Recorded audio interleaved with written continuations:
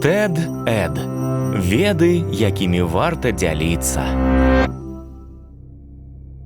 Прыкладна ў 1159 годзе матэматык Бхаскара вучоны намаляваў кола, якое было падзелена на сегменты рэзервуары з ртуццю. Ён меркаваў, што ў час кручэння кола ртуць будзе сцякаць на ніз кожнага рэзервуара. Такім чынам, адна частка кола заўсёды будзе цяжэйшай. І гэтая незбалансаванасць прымусіць кола круціцца вечна. Бхаскара намаляваў адзін з першых у свеце планаў вечнага рухавіка.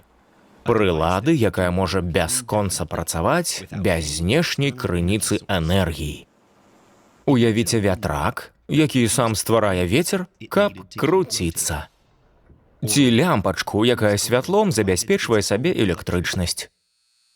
Падобныя апараты захапілі розумы многіх вынаходнікаў, бо яны цалкам змянілі б наша ўзаемадзеянне з энергіяй. Калі б мы здолелі стварыць вечны рухавік і ўключыць людзей і іх жыццядзейнасць у гэту дасканалую сістэму, ён мог бы падтрымліваць жыццё бясконца. Але ёсць адна праблема. Гэта не спрацуе. Любы план вечнага рухавіка парушае адзін ці нават больш фундаментальных законаў тэрмадынамікі. Гэта раздзел фізікі, які вывучае сувязь паміж рознымі відамі энергіі.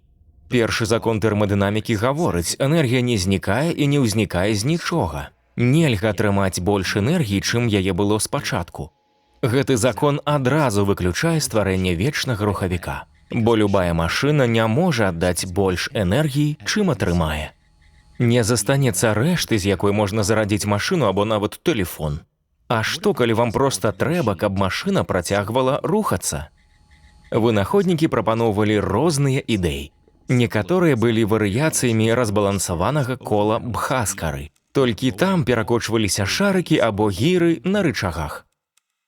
Але нічога не працавала. Рухомыя часткі, якія ўцяжарваюць частку кола, ссоўваюць цэнтр цяжару механізма уніз.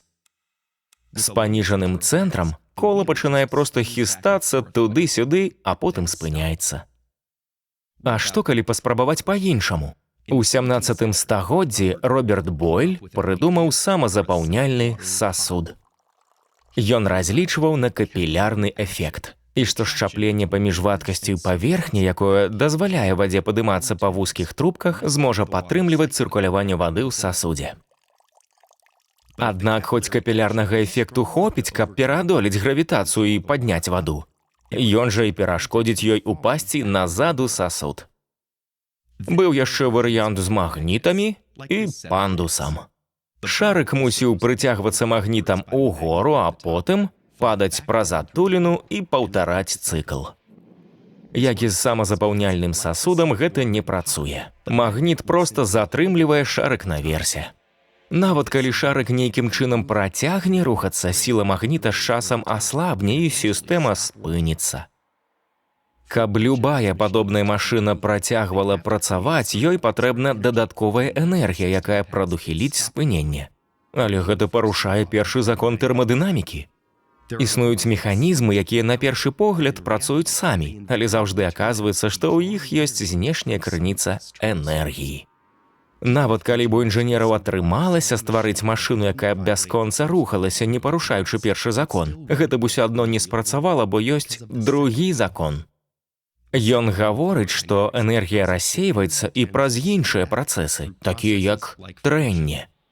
Кожная машына мае рухомыя часткі і ўзаемадзейнічае з малекуламі паветра або вадкасці. Гэта стварае трэнне і пэўную колькасць цяпла нават у вакууме. З цяплом выцякае і энергія, а гэта значыць, застаецца ўсё менш энергіі для падтрымкі руху, і з часам машына непазбежна спыніцца. І да сённяшняга дня праз гэтыя два законы тэрмадынамікі немагчыма рэалізаваць ніводную ідэю вечнага рухавіка, а значыць, немагчыма і мара пра бясконцую крыніцу энергіі. Але не будзем сцвярджаць, што людзі ніколі не вынайдуць вечны рухавік. Бо колькі яшчэ ўсяго мы не ведаем пра сусвет. Можа, мы адкрыем новыя незвычайныя формы матэрыі, якія прымусяць нас перагледзець асновы тэрмадынамікі. А можа, бясконцы рух магчымы на квантавым узроўні. У чым мы сапраўды можам быць упэўненыя, дык гэта ў тым, што ніколі не спынім пошукі. І адзіная, дакладна бясконцая рэч – гэта наша цікаўнасць. Калі вам падабаюцца гэтыя відэа, аформіце платную падпіску на нашым сайце Гаварун Бай. Новыя відэа выходзяць толькі дзякуючы вашым падпіскам. Агучана студыяй Гаварун. Шчыра дзякуем Мацею Маланцыяліні Ваяйковым, Лявону С., сям'і Анфімавых, Яўгену Бараноўскаму, Ігару Тарасу, Вячаславічу, Сяргею Еніну, Сяргею Адзянцу, Вітушцы і Ірыне, Іллі Мірончыку і ўсім фундатарам за падтрымку.